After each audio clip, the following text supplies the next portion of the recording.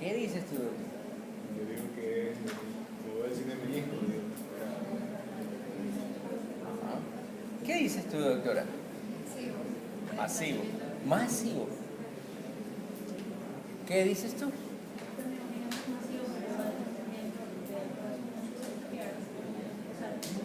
¿Qué dices? Moderado. ¿Qué dices? ¿Y qué dices? Moderado. Muy bien. Dígame, doctora. Gracias, amigo doctor. ¿Qué dice aquí? ¿Y cómo crees que va a estar el paciente? ¿Y cómo crees que se va a ir el líquido?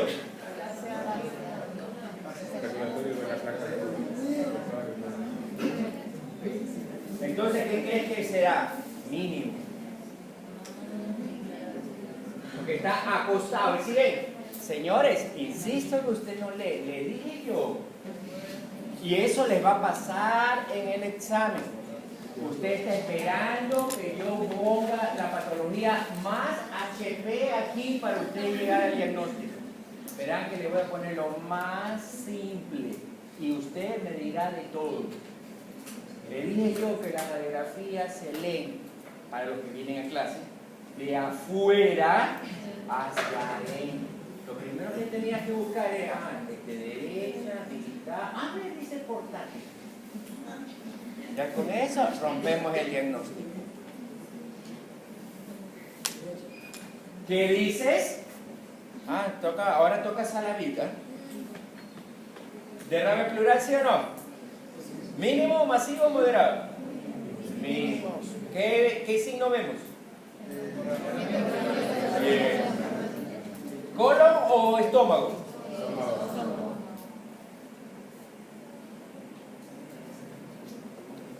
Dígame, doctora, ¿qué le parece? ¿Dónde está el corazón?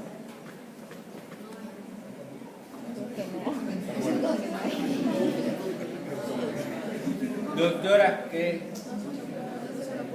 No se lo puede ver. Está ectópico el corazón. Siga, doctora. Sí, se puede ver. Se ve un desplazamiento de lateral. Y entonces, si está desplazamiento, ¿qué es? Si está desplazamiento, ¿qué es? Desplazamiento masivo. Masivo. ¿Qué dices tú? Yo también veo desplazamiento lateral del corazón. También, masivo. ¿Qué dices tú? Lo mismo. ¿Qué dices tú? Lo mismo. ¿Qué dices tú? Lo mismo. ¿Qué dices? Atelectasia. Gracias, doctor. ¿Qué dice acá arriba?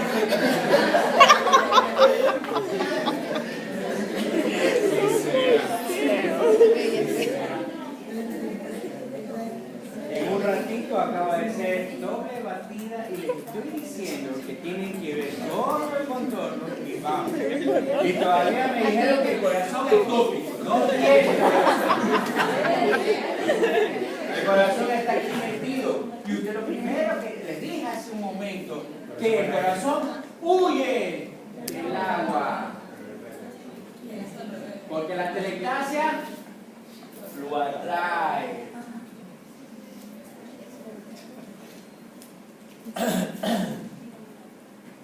¿Dónde nos quedamos? Ahí. Muy bien. Doctor, signo de lesión extrapleural o extrapulmonar. Nadie me habla. Gracias. Gracias. Sigue. Sigue. Sigue. Sigue. Sigue. González. Signo de lesión extrapleural. Yo mismo. Porque yo sé lo que ocurre en el mes de septiembre, las llamadas de después. Lo digo de esto a mí. Ya di la vuelta, ahora ¿a quién pregunto? Señores, el subpulmonar es el líquido que es el derrame que acabamos de ver hace un momentito. ¿Se acuerdan por qué estaba elevado a la cúpula diafragmática del lado izquierdo y ustedes parecían que no? Eso es un derrame subpulmonar. Consiste que se acumula entre la superficie inferior del pulmón pulmón y la superficie superior del diafragma, simulando elevación de ese. Usted ya sabe que la izquierda nunca va a ser más alto que el lado derecho. Existen tres tipos de derrames. Todo lo que hemos visto son los libres. Esto subpulmonar. Pero existen también los derrames que son tabicados o enquistados. Esos son aquellos que no se pueden mover. Ya le dije, pones al paciente patas arriba y no se mueve. ¿Estamos? Ahora, existe el primer, ¿cómo se llama derrame? El derrame parietal loculado.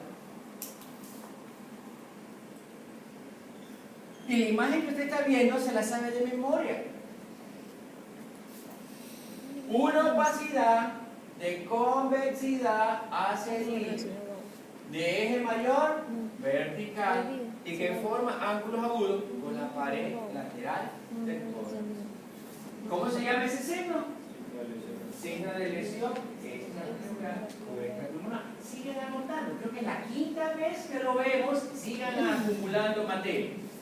¿Ok? ¿Qué te indica esto de aquí cuando tú lo ves? Significa que es líquido, sí, pero no está en el pulmón, está en el espacio pleural, no es una masa, sino que está encerrado con bandas de fibrosis o de adherencia en la pared lateral del tórax. Eso significa signo de lesión extrapleural, que corresponde a los derrames parietales loculados o tabicados. Existe un tumor, existe un derrame que se denomina el derrame como dice la palabra, interlobular, también conocido con el nombre de tumor fantasma. Cuando el líquido, ¿se acuerdan la línea de Amociuelis? Se le dije que la línea iba hacia arriba oblicua. ¿Saben por qué? Porque cuando hay derrame y empieza a acumularse el líquido, miren bien este ejemplo de la lateral, el líquido se va por la cisura oblicua, va subiendo, mira, va subiendo, va subiendo, va subiendo, va subiendo, sube, y cuando llega a la cisura menor se riega o se abre hacia la cisura menor, produciendo esta imagen de aquí. La cisura menor. Y mientras más líquido acumula, va a aparecer aquí una opacidad macronodular. ¿Dónde vemos eso de aquí? Generalmente en los pacientes que tienen ICC y que están haciendo edema agudo del pulmón. ¿Por qué? Porque si tiene insuficiencia cardíaca, hay acumulación de sangre en el ventrículo, en la aurícula, y todo eso va en forma retrógrado hacia el pulmón. Acumula sangre en el pulmón. Entonces, ¿qué tiene que hacer el organismo? Acumular en todos los espacios vacíos sangre. Y cuando ya llega a la capacidad full, entonces empiezan a aparecer los derrames pleurales. Esos pacientes te llegan a la clínica totalmente encharcados. Tú los ocultas, todos los estertores húmedos. No soporta el decúbito. ¿Ya estás estudiando fisiopatología de edema agudo del pulmón? Sí. ¿Sí? Mañana, ¿Quién fue? Mañana. Ya les dije yo que le diga a ese doctor que se mueva, porque si no, mira cómo me tiene atrasado. Porque eso no entiende, verá que todo esto de aquí necesito. Ya les dije que lo muevan. Entonces, se acumula. Ese paciente viene con insuficiencia cardíaca, tú le tomas una radiografía y ¿qué vamos a observar? Todito encharcado. Alas de mariposa, líneas de A, B, C, de Kelly, todo lo que enseñé ya y si no lo has leído. ¿Ok? Lo tienes. Tú le tomas una radiografía, no es estándar porque no puede ni siquiera ponerse de pie, una de tórax, ¿y qué le vas a decir? Que hay encharcamiento, hay condensación periliar bilateral en forma de alas de mariposa, y aparte, doctor, hasta las amígdalas de B, ¿ok? ¿Y qué encuentro aquí? Les dije yo, una opacidad macronodular. Tú llamas al intensivista o al cardiólogo a las 2, 3 de la mañana y dices, doctor, tengo un paciente con edema agudo del pulmón más una masa en el pulmón del lado derecho o una opacidad macronodular. Lo ingresas, vas a terapia intensiva. Farmacología ya vieron ustedes, ¿no? ¿Ya vieron fármacos? Sí. Ya, me disculpen si pregunto a cada rato porque yo estoy acostumbrado a trabajar con chicos de clínica y últimos años. ¿Ok?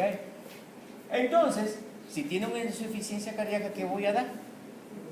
Digital, voy a dar diurético. ¿Para qué digital, doctora? Para aumentar para aumentar la propiedad inotrópica del corazón, etcétera, etcétera, etcétera. Al día siguiente, mi materia es todo, doctor. Mi materia es todo. ¿Ok? Porque usted le dije el primer día de clase, yo no saco fotógrafos, saco médicos que van a diagnosticar con la clínica y con la imagen. Por eso que el día del examen, te pongo esa radiografía y en la parte de aquí abajo va a haber 4 líneas o 4 palabras que es la historia clínica. Claro que no te voy a poner que vive en casa de madera, que tiene perro y todo eso es adefesio, eso yo no. ¿Okay? Entonces, pasaste a terapia intensiva, mejoraste el gasto cardíaco, aumentaste la resistencia periférica para que el paciente, como se llama, mejore y saque todo el agua que está acumulada en el pulmón.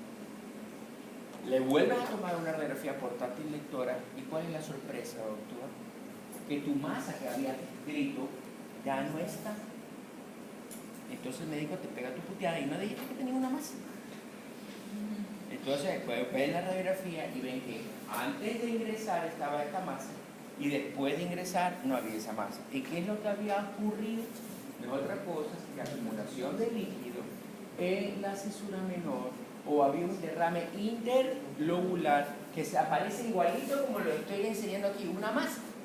Eso es lo que se denomina tumor fantasma. Hoy día lo tienes y mañana no lo tienes. Cuando usted sabe que un tumor, el hermanito Miguel no vino de madrugada y puso tu mano ahí, no, esas cuestiones tampoco. ¿Estamos?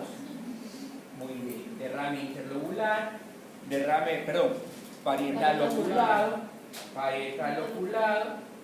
Miren, cuando está tabicado no deja que el derrame siga de largo. Miren, derrames tabicados y derrame, y falta, y derrame.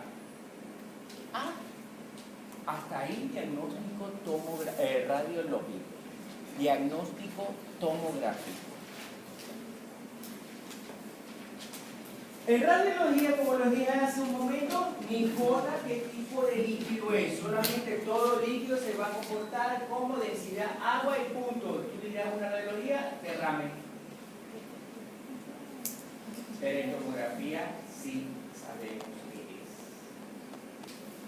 es. Y los dos únicos líquidos que puede haber en el pulmón se llaman transudados y exudados. Y ya que está que revisan a cada rato la polla, si yo digo que es un transudado, ¿cuántas serían las unidades Humphreys? En unidades Humphreys, ¿cuánto es un transudado? De 18 hasta 10. Verá que digo, de 18 para abajo. ¿Estamos? ¿Qué es un transudado, señores? El transudado no es otra cosa que producido por un aumento de la presión sistémica y disminución de la presión oncótica. Producido por aumento de la filtración y disminución de la absorción del líquido pleural. En otras palabras, tienes demasiada sangre. ¿Por qué tienes demasiada sangre? Porque no hay quien absorbe el líquido. ¿Pero por qué no absorbe el líquido? Porque está rebasando la capacidad de absorción del pulmón. ¿Por qué? Porque no tiene a dónde mandar más sangre. Está full, está saturado. Si usted le echa gasolina a un tanque lleno, ¿qué va a pasar? Se rebosa. Es exactamente lo mismo. Ya cuando ya no hay más espacio, rebosa ¿dónde? Al espacio pleural y aparece el derrame. ¿Cuáles son las causas que produce transudados? ¿O en qué patología vamos a ver transudados? Es decir, tú dices esa patología y de ley va a haber derrame. ¿Pero qué tipo de derrame? Transudado. ¿Qué valores de unidades Humphreys? 18 hacia abajo 10. Ok. Entonces, causas. Cirrosis.